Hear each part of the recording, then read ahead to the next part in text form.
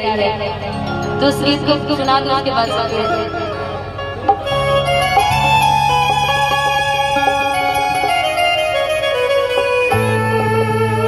एक लड़का एक लड़की की प्यार की कहानी है। अचानक किसी कारण से लड़की लड़का को छोड़ के चली जाती है। फिर अचानक आती है, लड़का कहता है क्या कि दिल ना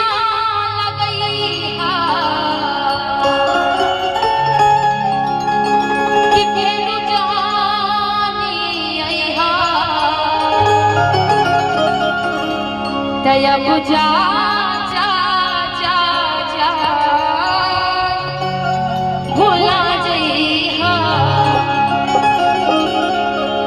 कि तोरा बिना दुनिया बिरान लागे गोरी रे,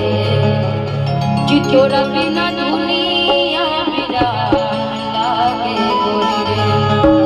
कि जिया दे शरीरिया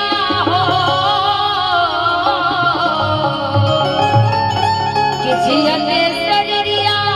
बेजान लागे गोरी रे, कि तोरा बिना दुनिया बेजान लागे गोरी रे, कि तोरा बिना दुनिया